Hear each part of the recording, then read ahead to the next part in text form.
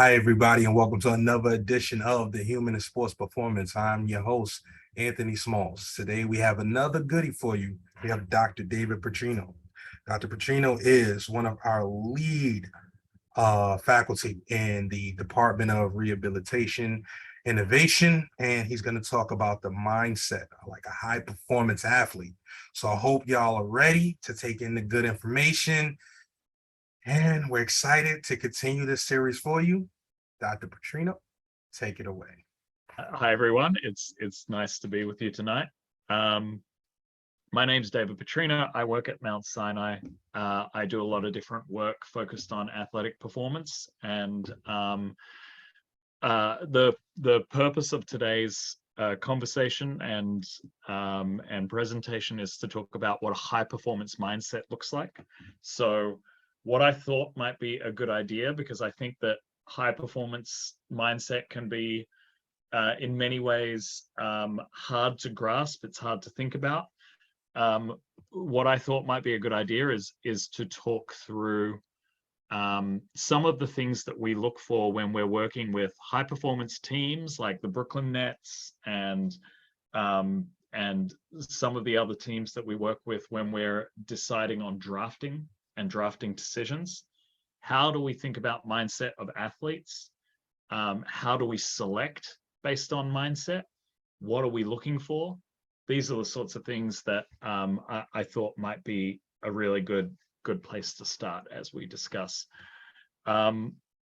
So, I think the first thing that we should do is start off with a disclaimer.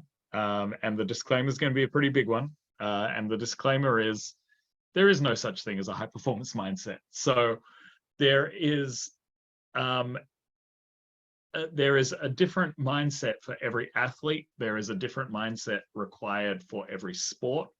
And it matters if you're working on a team sport or an individual sport. So all we can really do when we're trying to decide on what's an appropriate mindset for an athlete and what's an appropriate mindset to select on is break things down to what we're really looking for, what are things that are valuable, and think about why they're valuable. Also think about what could be the downsides of some of the mindsets that we're thinking about, and then move on from there. So like I said, what we're going to do is we're going to break down some of the things that we really look for in high performing athletes. So we do have a little bit of a framework. Like I said, it's always going to change depending on the sport, depending on the athlete, depending on, what we're thinking about. But, we're also, we also need to frame our thinking a little bit. So this is something that we think about when we're trying to select athletes. We're interested in each of these different traits and inherent abilities in our athletes. And so what we're going to do in this presentation is just go through each of them a little bit. So let's start off with resilience. Resilience is a really interesting trait. So the general definition of resilience is really, it's just our capacity to recover quickly from difficulty, from failure, from a setback. So, resilience is this idea of when you get knocked down, how quickly do you get back up? What is your capacity to just keep getting back up and getting back on that track?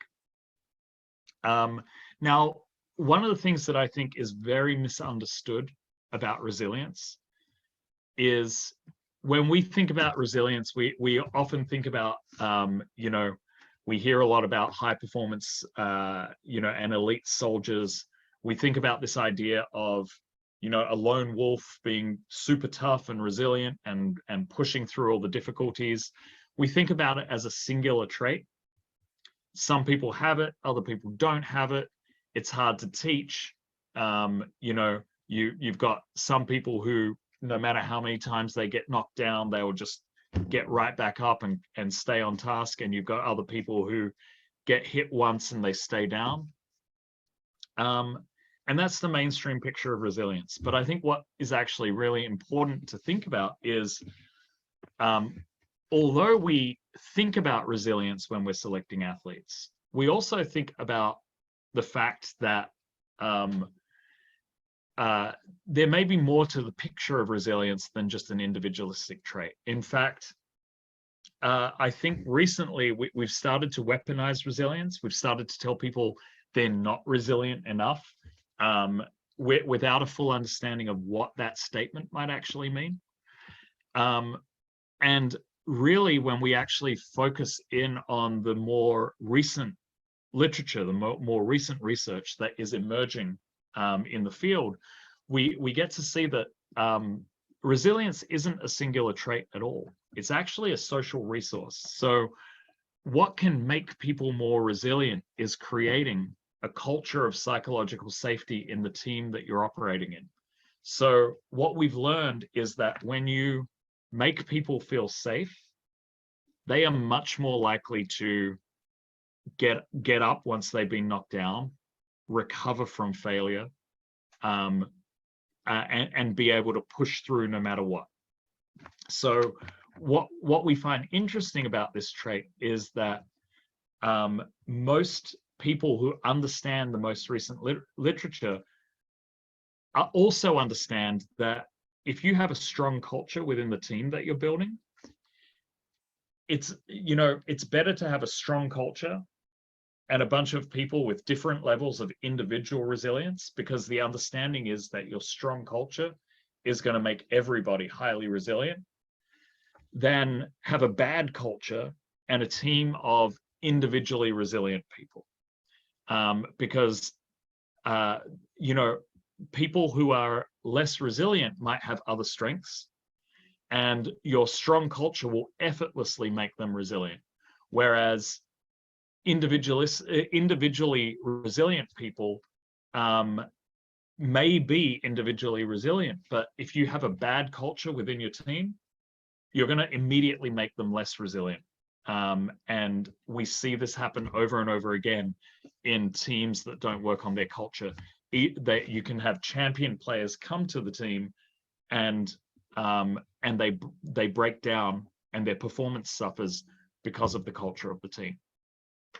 And the final thing that I'll say is, like I said on the last slide, we've started in modern day society, we identified resilience as this important trait. And we started telling people sometimes that, if they take a hit and they take a long time to get back up, hey, I need you to be more resilient. I need you to bounce back from that failure faster. Ordinarily, I will tell people that, if an organization, in the face of the new research that we understand, if an organization tells you that you're not resilient, actually that's their failing. That means that they've created a culture that isn't making you resilient. They've created a culture that is making it harder for you to get back up once you've been knocked down. So I wanted to start with resilience as an initial concept, because it's one that has a little bit more going on under the surface than we initially might have thought. It's not an individualistic trait. It is a collective trait. And so when we're thinking about resilience, we're not just thinking, is this person individually resilient on their own? We should be thinking, are we creating a culture that will make our people more resilient? From resilience, we can move toward grit. Grit is an interesting concept. Grit is linked to resilience. It's this ability to push through a tough experience to achieve your goal. So resilience is actually a part of grit, because someone who has a high level of grit will be resilient. They will be able to pick themselves back up after they've been knocked down. But grit is a little bit more than that. It's also the ability to just, while you're not being knocked down, keep pushing through a tough situation, keep pushing through when you're feeling tired, keeping your eye on the prize, and just going. And so grit is a personality trait that we look for, because obviously, as you might imagine, this is something that is desirable in athletes, that we want to make sure that they understand why they're doing what they're doing, and that they're willing to work the hours that they need to work to get through.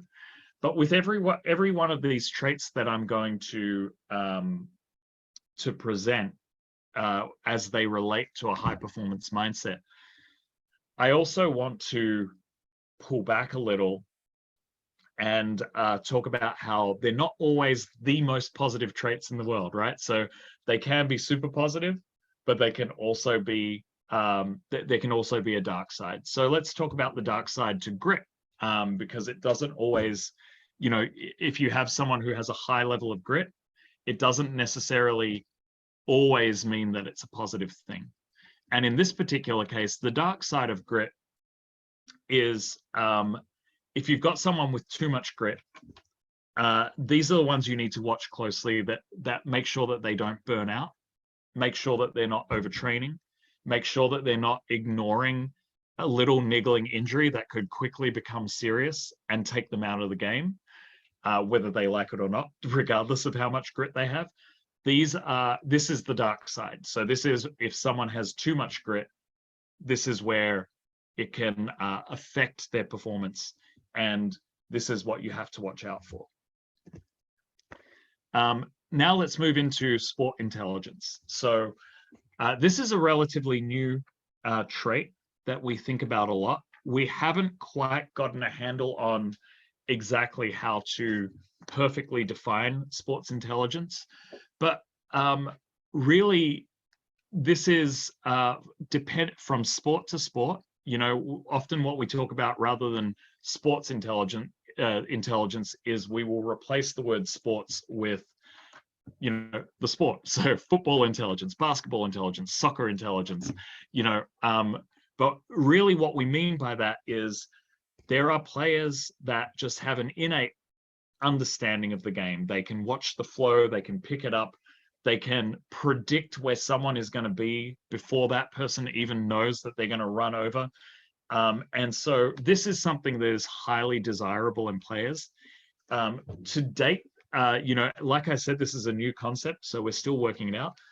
There's not really a dark side to sports intelligence. It's something that is highly desirable that we look for in our athletes. We want to know that some of these athletes that we're drafting have a strategic mind and can read a play and understand how a game is going to go. But this is certainly something that we're always studying, that we're always looking for. It's really difficult to measure. But we tend to look at other personality traits, like just general level of insight, because insightful people are more likely to have a higher level of sports intelligence just because they're more analytical in nature. But it's a difficult one to pin down, but it's one that we definitely look for. And often it's really about studying even match statistics and understanding, is this person in the right place at the right time? Are they getting a lot of ball time? Are they getting a lot of play time? And understanding from there. Now we move into growth mindset. So growth mindset is another trait that we look out for. A good working definition of growth mindset in an athlete is really just the extent to which the athlete enjoys a challenge, and the extent to which they can view a failure or a setback as an opportunity for growth. So this is always something that you might think is positive, because who doesn't like to learn from their mistakes, and who doesn't wish that they could take a failure with a little bit more grace and learn from it, and learn from it and become better and stronger and wiser because of it.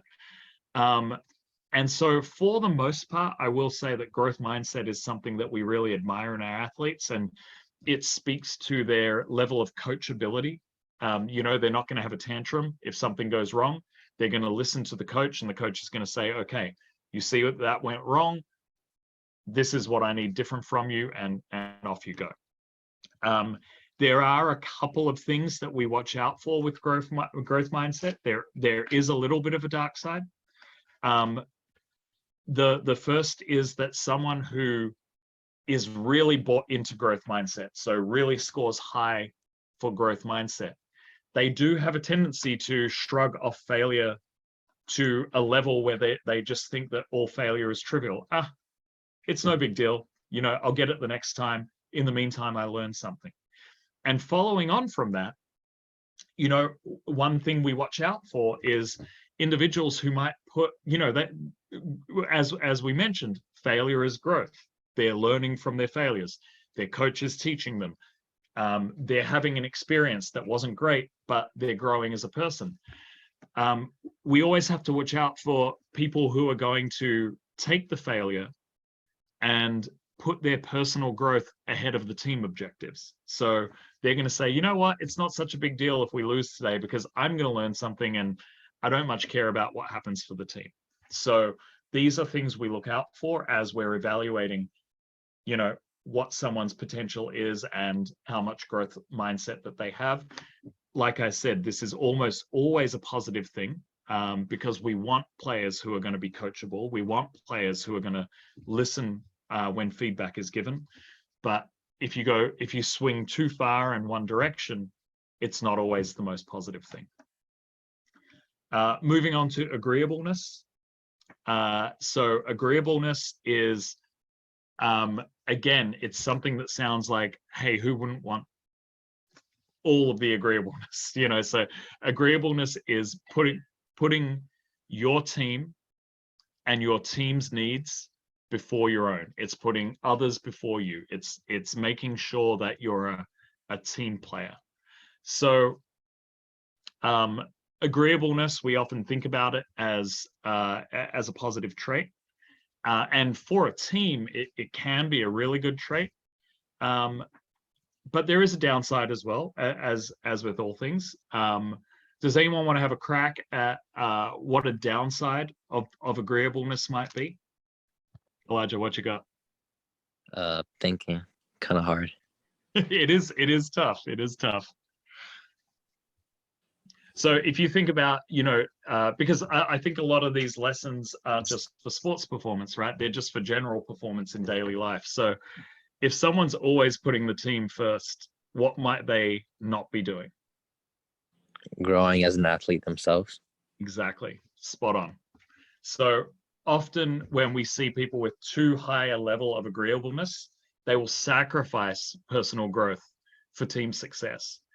And, you know, again, from a team perspective, that can be good. But if you're a good coach and you're a good performance program, you want your team members to grow as well. You want them to have good career progression. You don't want them to just pause where they are in your team and never get any better. So this is something that you need to check in on with your agreeable teammates. You need to make sure that, okay, it's great that you're putting the team first. It's great that you're making sacrifices for the team, but also let's make sure that you hit your personal goals, because, you know, the team is the team, but we also want to make sure we're looking after the individuals, because otherwise that's how you get talent drain. Otherwise, that's how you get players who are great, who are doing everything for the team, who suddenly stop one day and they say, hey, what am I getting out of this? You know, and you lose them. So understanding these nuances are really important, because if you look after your individual teammates, if you know what their strong traits are, and you don't just understand the value of those traits for the team, but you also understand the pitfalls of the traits, sometimes for the team, but sometimes for the individual, that's how you keep the team dynamics going.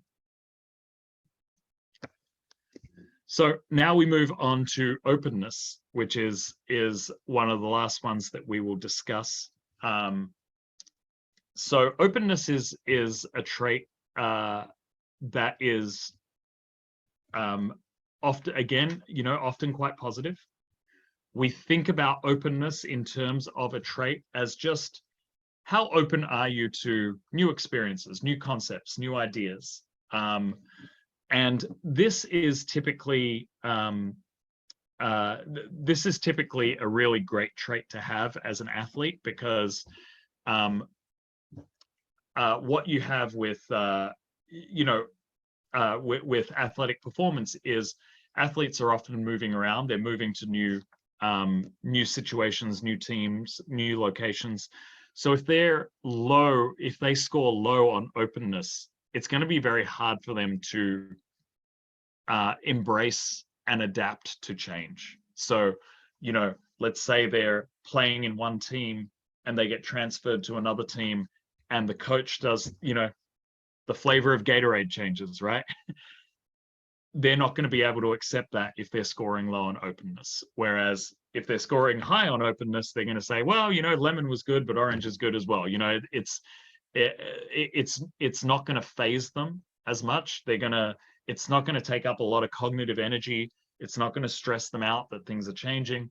They're just going to be able to roll with it without their performance dipping, which feeds back into a lot of these other things like resilience, and grit. This is a mindset thing. It allows them not to view a lot of their a lot of changes as setbacks. It allows them to view changes as opportunities. Also, it allows us to openness is a precursor to a lot of things.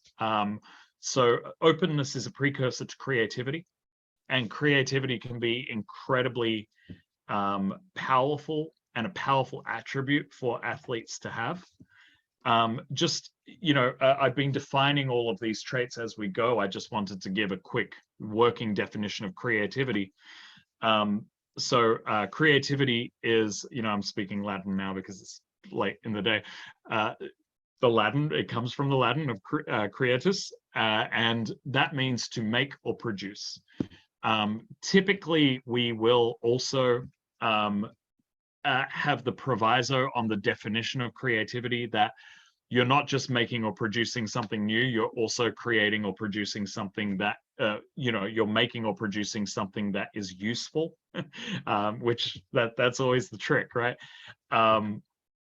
But athletes that have creativity can often reach heights that aren't possible by athletes that don't have creativity. A concrete example of this in terms of some of the athletes that we've worked with would be in USA fencing, and I know that you guys have already had some really great you guys have already had some really great experiences with Team USA fencing from Merriam, who spoke last week. But one of the greatest fencers in US history, Miles Chamley Watson, was told multiple times that he didn't have the build, he didn't have the body of a fencer, but because he was 6'6" and had a huge wingspan, and that made him a big target, and he was just told that that's not what a fencer looks like, that's not what a fencer is. But he went on to win multiple gold medals because he was creative.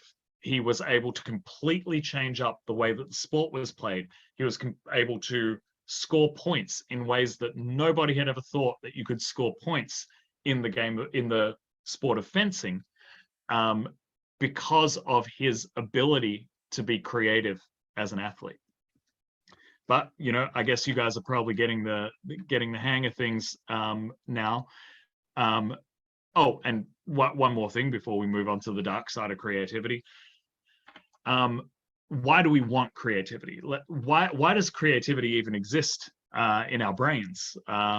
So we have creativity in our brains because we want to be adaptive organisms. So if you're creative, that means that you can be more adaptive to change. So we start with openness as a trait. We start with openness, which is like, how open are you to new ideas, new things, new concepts? That is a precursor to creativity, which allows you to actually think up new things in new situations. And this allows us to be adaptive. So if your environment suddenly changes, if you're creative, you survive because you're adaptive. You're able to think, okay, I'm going to do this, this, this, and this. And so this is, you come up with a solution in real time, you innovate, and you become successful and you survive. But there is a dark side to creativity. And creativity is typically not the greatest trait when you're trying to create consistency in athletic performance. So for instance,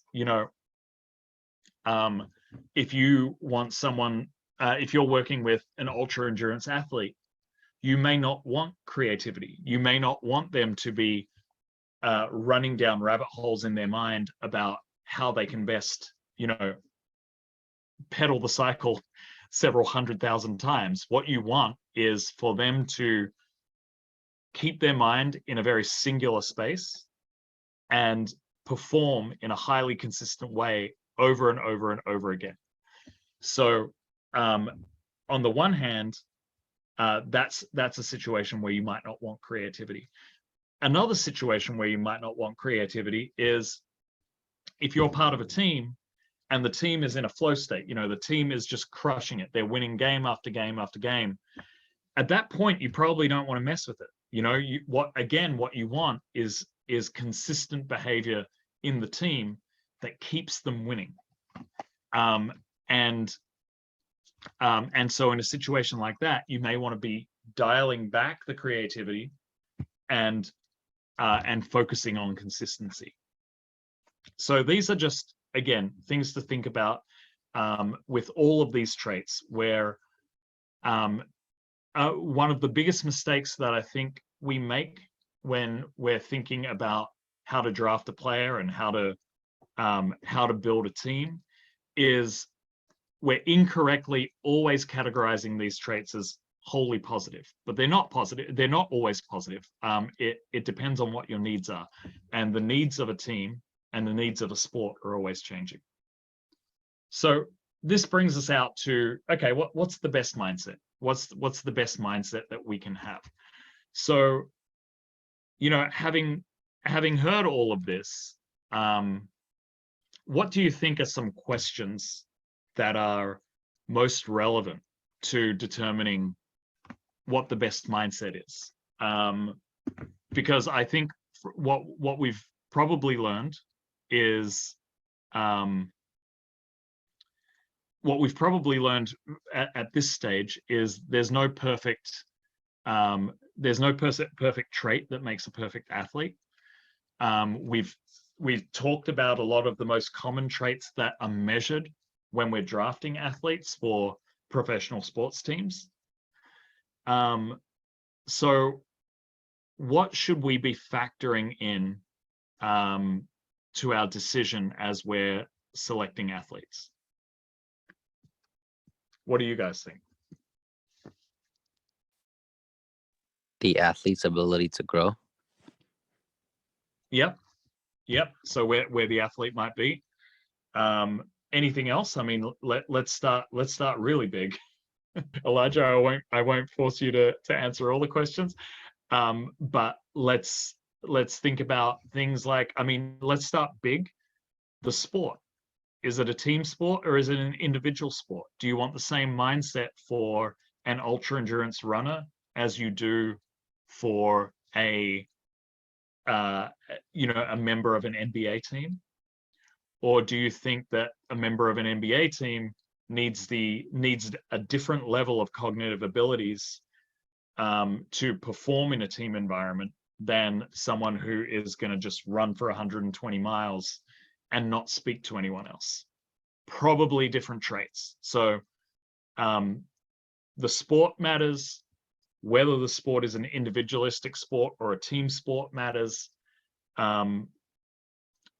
Where the athlete is at in their career and their potential for growth matters.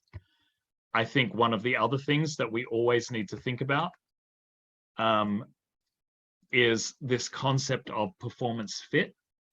So we don't, often this isn't spoken about much, but this is a concept that we've been developing ourselves and been publishing on quite a bit, is this idea of, you know, you may have an athlete that ticks all the boxes in terms of what you think are good traits to have for a particular sport. But do you already have athletes in your team who have those traits? And are they going to mesh well with the new athlete that you're bringing in? So for instance, maybe you don't want an entire team made up of highly agreeable players who are going to sacrifice themselves for the team time and time again. Maybe once you've drafted 3 players who rate very high on agreeableness, you want a couple of players who don't rate as high on agreeableness, because they're going to be the ones that the agreeable players sacrifice themselves for, right? You know, if everyone's sacrificing themselves all at once, then no one's going to rise up and be the star. They're just going to sort of pass around, and no one's going to take the shot. So these are sorts of things that you need to think about, is as you're drafting one player, how is their set of cognitive aptitudes and cognitive traits, how are they blending with the other performers that you have on your team? And, you know, is it going to make them better, or is it going to make them worse? So these are some of the things that we think about in team dynamics that can be really challenging. I also think it's important to note that sometimes what feels like an individualistic task isn't.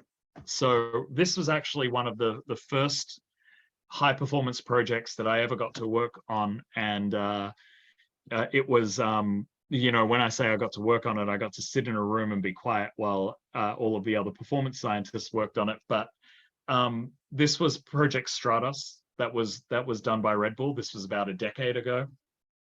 And this is Felix Bartgardner, and he did basically he parachuted from the stratosphere. So he parachuted from space to Earth, all on his own, with nothing but a parachute to slow him down.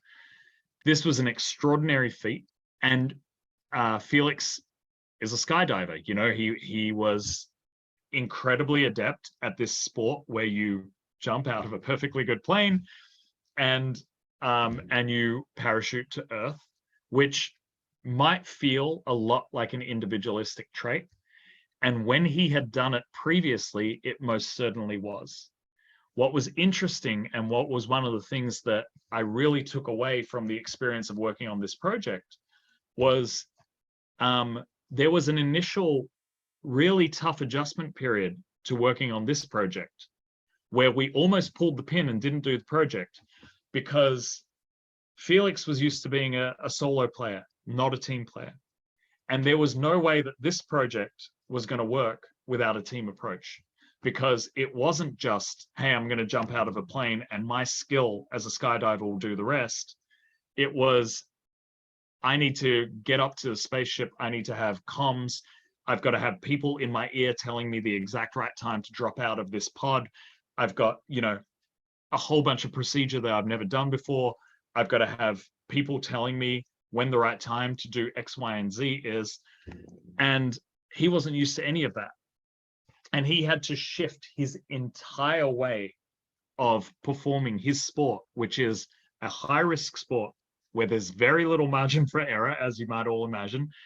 And he had to shift in a moment to be able to do this thing. And of course he did it, and he did it flawlessly.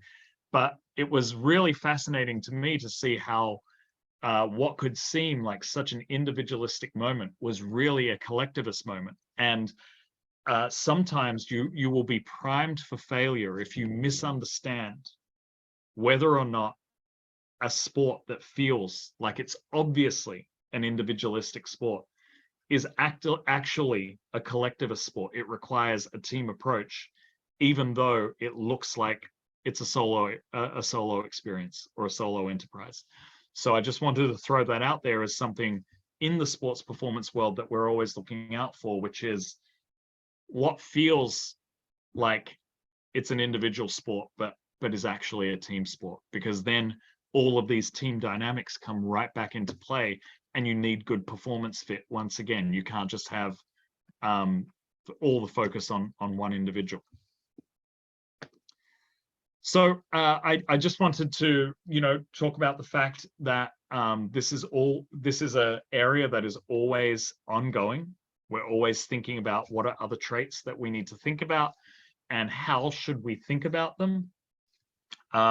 One of the traits that we're currently, in our team that we're currently interested in right now is this idea of risk tolerance and uncertainty tolerance. This is an athlete or a person's ability to tolerate risk.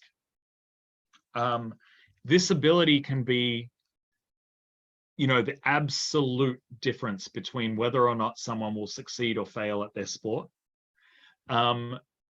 The understanding of what is a risk and what is not a risk. This sounds really simple, but actually it's nuanced and complicated. Your ability to evaluate risk comes deeply into play here. So your ability to understand what's a threat and what's not a threat, and what you should do and what you shouldn't do in the face of a threat, as well as your ability to perform under pressure. Are you about to jump the gun and do something crazy just because you've identified a threat? Or are you a little bit more calm, considered, regulated in the face of a threat, and therefore can very calmly and purposefully complete step 1, 2, 3, 4, 5 and succeed at your goal? This, I think, is something that is a really important aspect of performance that, as you might imagine, is really hard to measure, because how do you measure people in high stress environments, and when they're truly in fear for their life, or in a high pressure environment. So this is something that we're currently studying. We recently completed a study which we published just a few months ago, looking at this topic and this concept in big wave surfers. So this is actually a break out in Portugal called Nazaré, where they routinely get waves that get up to and over 100 feet. And one of the things that we're really interested in is, what goes on in a person's brain that will make them get on a thing like that, versus a surfer that has a similar or even equal level of skill that will look at a wave like this and say, you know what, no thanks, never in a million years. So this was a question that we asked, and what we did was we actually put 20 regular wave surfers, so individuals who were Red Bull sponsored, by the way, so they were really good surfers, but they didn't surf big waves. And we put them in a functional MRI scanner, and we looked at their brains, while they were viewing images that were either threatening or non-threatening. So images of knives and snakes and spiders and other things that could be construed as threatening, as bringing up threat responses. And then we did the same thing, and we did it for big wave surfers. And we saw a lot of really interesting things in the brain activity of these two groups, but the main point of interest was the fact that the big wave surfers were far more regulated. So they, when they were looking at the most threatening images, the frontal areas of the brain that are focused with that are involved in regulation. So calming you down, making you think steadily. They were much more active in the big wave surfers than in the regular wave surfers. And also the other interesting thing was in these high threat images, the big wave surfers were processing what was going on. You could see that they identified that this was a threat. They identified the risk, but they were more, their brains were planning what they were going to do next. You could see areas of the brain that are involved in planning and risk mitigation. They were active, versus the regular wave surfers were already getting ready to enact. Their brains were actually priming for an escape, or priming for the action that they were going to take. So what we saw there was that there was less regulation in the regular wave surfers' brains, less willingness to regulate the threat, and more willingness to just say, okay, get me out of here. Let me escape the situation that's going on, because I'm not interested in dealing with it. So it really gave us an interesting insight into how a big wave surfer that is more used to being presented with these life or death situations will navigate a threatening behavior or a threatening situation compared with a regular wave surfer. So I hope that this has been interesting. I hope that this has been something that we've that opens up some avenues, or maybe connects, you just connect with the content a little bit. Have we got any questions? Anything that you guys wanted to discuss? Hi, good evening. Hello. How are you? My name is Esther. Thank you again for hosting these webinars. I was mentioning before, I'm a parent of a student athlete. And so my current challenge with him as he goes through and navigates high school is like balancing or exposing him more and more to like what you're saying. So like taking risks and thinking outside of the box, and especially having like gone through this whole pandemic, I'm trying to figure out newer ways to like have him explore that doesn't make it seem like homework, or like, oh, mommy's pushing me to do something X, Y, and Z.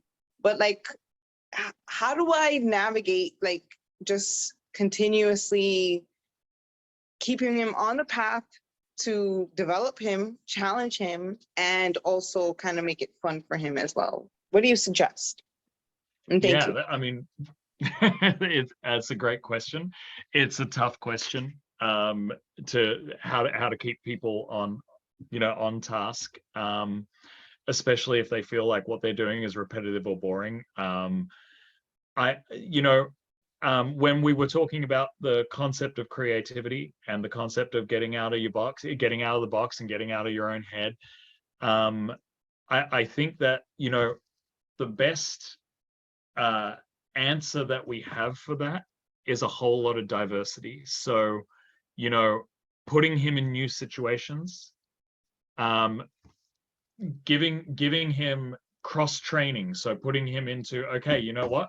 You're going to go to a fencing class, or you're going to go and do this. You're going to go do that, in a way that, is keeping him on his toes. He's having like these new experiences. He's like, what is this about?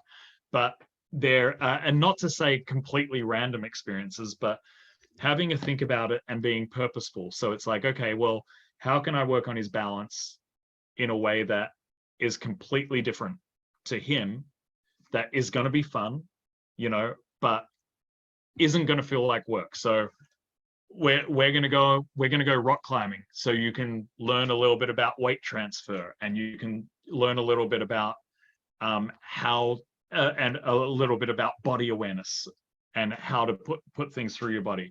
We're going to go and take you ice skating, and you're going to fall on your butt 1,000 times and and sort of get a sense of where your body is in space. So the best advice that we have is just diversity, throwing into completely new environments, keeping the athlete guessing, especially when, you know, if they're starting to feel like everything's a bit routine and they don't want to do it. Okay, what's mum up to? Why am I doing this today? And why am I doing that? And what's this sport? I've never heard of it before. And Yeah, you know, I like it. Yeah, so I think my best attempt to getting that done this summer was actually like actually having him take on a summer job, right? So not only Yep. does he have, you know, home rules and regulations, he has work rules and regulations and detail, attention to detail he has to take on a summer job, you know, for the first time. And also that excitement of, oh, I'm getting paid or I'm getting rewarded in a different way for my services. And then that layered on with him still needing to show up and perform as an athlete and meet the demands of his coaches as well. And, you know, when he was met with those days like, oh, you know, I have to be at practice at this time and I get out of work at that time. I'm like, okay, so how do you communicate? work it out, work it out. You know, what do you say to your employee, you know, your supervisor, and how do you mitigate, you know, the hours that you need and your travel time? So I think that helped him a little bit. And I'm excited to see like where his, you know, thought process and how his development grows from here on. Yeah. The best thing you can do for creativity is just completely blow up the routine, you know, so just keep them guessing is my advice. Yeah. Right. Absolutely. Thank you so much for your time. Oh, no worries. Hey, Dr. Putrino, thank you so much for a great presentation. I wanted to go back to that risk tolerance situation. Do you think that the factor of risk and tolerance is anything towards danger or pushing the athlete towards being a great athlete? Yeah, I mean, I think that risk can be a lot of different things, right? So risk, you know, if you've ever read The Culture Code by Dan Coyle, he talks about in playoffs, every time you take a shot and miss, that's $40,000 off your next contract if you're an NBA basketballer. Every time you take a shot and land it, that's $100,000 on your next contract. They've worked it out. That's the economics of taking a shot in playoffs. And so interestingly, a lot of the athletes know this. A lot of NBA players, they know these numbers, right? So they are calculating the risk of, do I take the shot or do I pass off? So it doesn't need to be life-threatening risk. It can be risk to career, it can be risk to reputation, but or it can be risk of injury, of course. But what separates a good athlete from a bad athlete often is their ability to very in a very structured way calculate the risk, understand all of the variables, because, you know, so I just made you know, that's a example from the NBA, and I can promise you that many athletes know this thing, but I can promise you that there's a couple of NBA athletes who don't know. So they're just throwing air balls, and they're, you know, and they don't care what's going on. And meanwhile, their prospects for next season and getting a contract next season are going down and down and down. So knowing what you know, so, you know, what makes an athlete really good is understanding all the variables that factor into how much of a risk they're taking, and then understanding themselves how much risk they can tolerate and making the right choice. And that can be economical, that can be physical, that can be in the game, you know, how much of a risk is it to go against what your coach told you to do in a game? And you know, like, I think we make movie history, right? Like, there's always the movie of the coach says one thing, the player does the other thing, the player was right, and they win the game, and everyone puts them up on their shoulders and walks out. But it usually doesn't work out that way. Like, that's that's 1 in a million when that happens, when the player is actually right and the coach doesn't get mad, and and it all falls into place. So when we talk about risk, it's risk of all kinds that makes an athlete make the right call, make the right risk at the right time to push their career forward. Another question I had about your framework for the 6 frameworks for the mindset of an athlete. Is there one particular that is more needed than the rest to make yourself a high performance athlete? And also, if you had to rank them, what order would you put that list in? Oh, so I think, I think that if I would have to say which one is the most important, and this is really hard, but I would say that an intuitive intelligence for the sport that you're playing. Some people who just know what to do, and they have that intuitive knowledge, and in every high performance sport environment, you can see the players that, it's Tom Brady in the NFL, and they just know what they're doing, and they become legends at the sport. And then not only do they become legends at the sport, that they have the biggest longevity in the sport as well, because they don't need to work as hard as their peers, so they don't burn out as quick, because they can work smart, not hard. So I would say that in most sports, having that level of high sport intelligence is going to be the trait that I would rather have than any other, because everything else can be trained up, but it's much harder to have that intuitive knowledge of what's going on. That being said, if I'm an ultra endurance athlete, not a whole lot of sports, I'd rather have grit. I'd rather be able to just push through anything. Anything you put in my face, push through it. And when I've there's one ultra endurance athlete that I work with a lot. Her name is Rebecca Rush. She's like a 7-time world champion and in ultra endurance cycling in multiple different courses. And what is amazing about Rebecca is, physically speaking, if you look at her stats, she shouldn't be an ultra endurance athlete. But if you look at when we measure her grit and her resilience using these scales, she's beyond the scale. Like we can't score her highly enough. And we've watched her just push through everything to win a race. And so depending on the sport, these priorities will shift. So it's really hard to rank them, because I would have different rankings for different sports.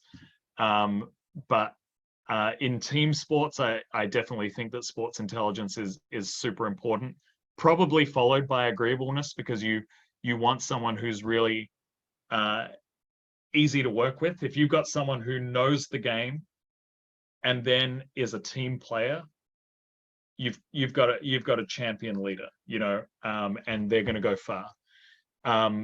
In singular individualistic sports, I'm wanting resilience, I'm wanting grit, I'm wanting someone that I can just keep punishing and they're going to push through no matter what. So those are going to be my answers. If there's no more questions, I will throw it to anybody else that has any other questions. Okay, if not, then my last question before we head out is, when you spoke of the dark side of each trait, is the dark side contributed to maybe the athlete's ego versus the actual being the dark side of a trait? It can be it's interesting. It can be one or the other. When I spoke to the dark side of agreeableness, for instance, that's definitely not ego. That's just really self-sacrifice. So if you've got a player who's too agreeable and they're going to continually sacrifice their career for the good of the team, that's less about ego and that's more about having to sit them down and teach them that they have value as well, and that they should be pushing for progression of their own career, hitting their own goals, because otherwise they're going to burn out on the team and they're not going to want to work for the team anymore. And so you'll lose them. You'll lose a really good player because they're constantly sacrificing themselves and their own goals for the team. So it's a bit nuanced, you know, but whereas something like a growth mindset can totally be ego, you know, when you've got the dark side of growth mindset where they're like, you know what, I don't care if the team loses because I'm going to learn more. You know, that's all ego. That's, you know, that's moving into, I'm going to do whatever I need to do to make me good, and I don't care what happens to the team. So each trait's a little different, and the dark sides can be, you know, they can be very nuanced, and sometimes you've got to make sure, you know, it's not a direct, you know, one-to-one to why you're looking after a player, but it's all about creating a good culture within your team and making sure that everyone rises up. Thank you so much for that. So with that being said, we're going to close out this session. Thank you, Dr. Putrino, for that great presentation. And we look forward to having you back at the next session for the mindset of an e-gamer. That's where we're going to explore the mindset of gamers and how they excel in their sport. So thank you all for coming. Have a wonderful night. No worries. Thank you. Always a pleasure. Bye.